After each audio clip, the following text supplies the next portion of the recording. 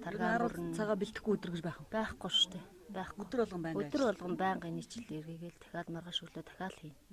Хот газрын усуд бол нарийн мэдэхгүй л дээ. Жишээлбэл аар бол одоо ямар үнэтэй юм бэ гэж хэлдэг байхгүй.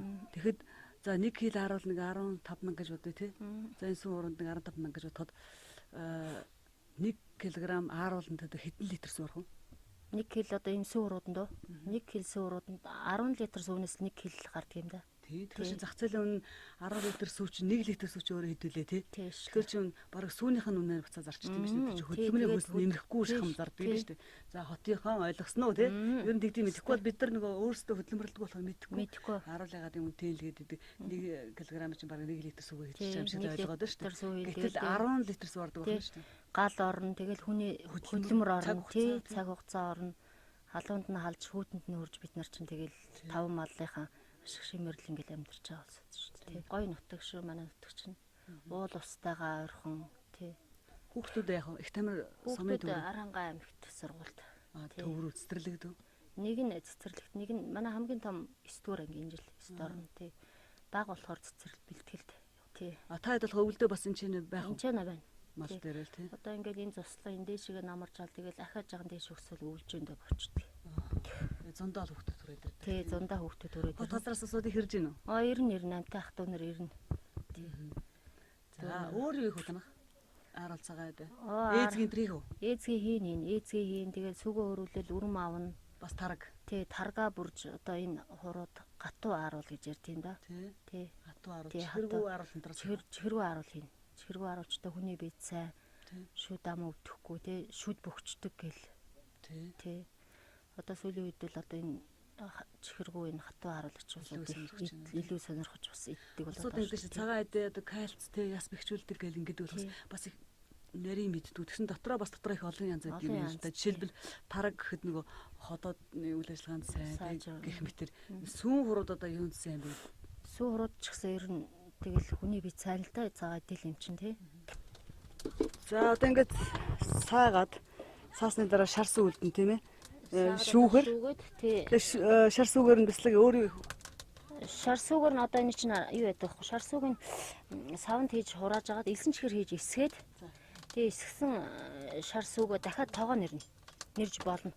Тоогоо нэрээд янгууд бас нэг тодорхой хэмжээний жоохон юу аарц ундгийг.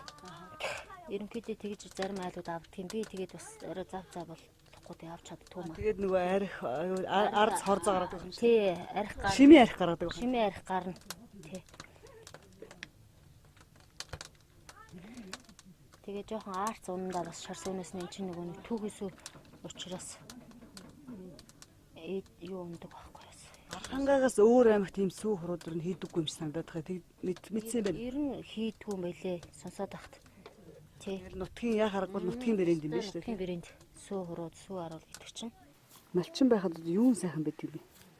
Малчин байх нь. Малчин үний яг удаа тэгээд малынхаа ашиг шимийг хүртэх нь сайхан шүү дээ. Ер нь.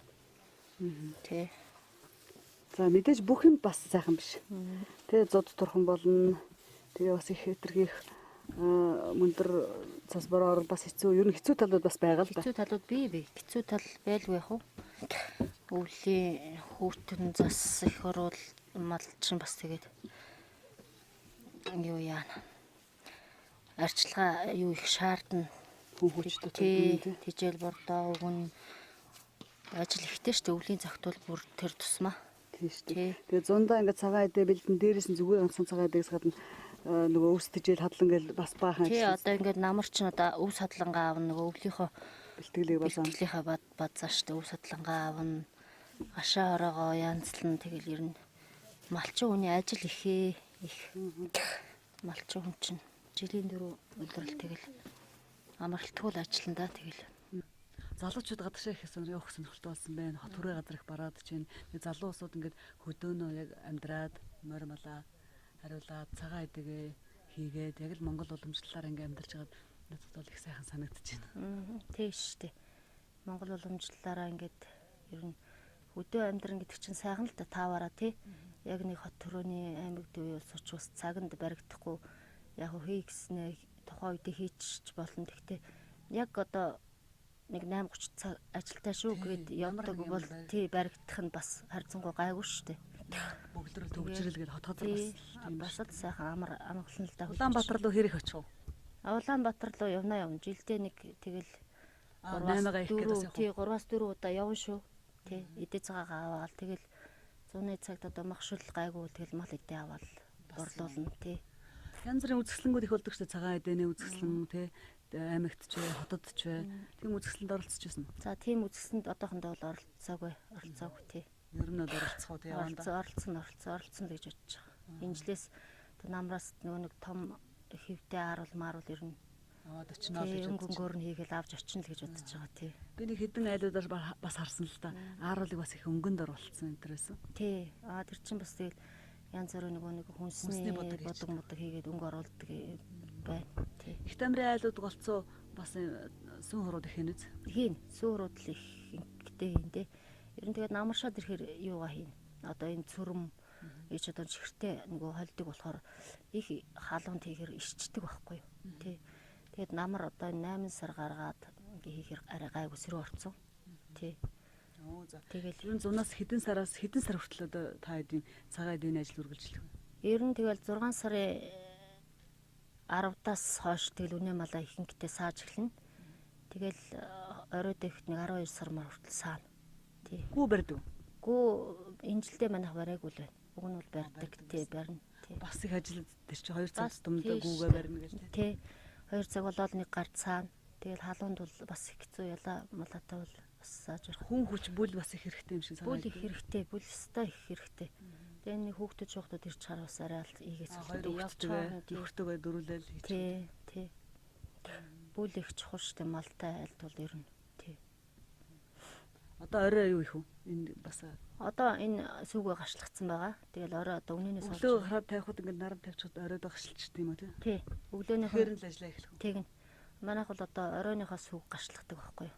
Орой үнийгээ сааж орж ирэл савнд шүүгээ тавьчин. Тэгэл маргааш орой нь болоход гашлчихна.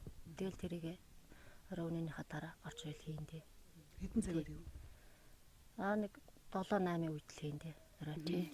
Бага хэдэн малаараа ашиг жоохон олоод тэрүүгээрээ хоолон тувсан дараа зохицуулаад амьдрал дээр л хэр хөрөлцөж байна. Тэгээд хөрөлцснээ өрсөн. Манай хувьд бол болж л байт. Тий.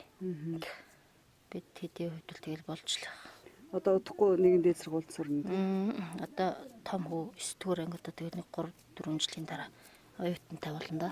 Монгол гэхээр бид нар малчин ах уу, морь мал, ааруул цагаан эдэг гэл ер нь Монголыг төлөөсөн юм бол яа харахгүй малчтын уламжлалт малчин Монгол айл санаанд ордог л да хамгийн түрүүнд. Тэгэхээр та хэд монголоор юм сайхан ажиллаж амьдарч байгаа. Үнэхээр сайхан санагдаж байна. Тэгээд ажилд нь амжилт хүсье. Өөр хүүхдүүд нь эрүүл их сайн сайхныг хүсье. Яз жаргалтай сайхан амьдраарай. За баярлалаа. Та бүхэн ч гэсэн ажлын амжилт хүсье да.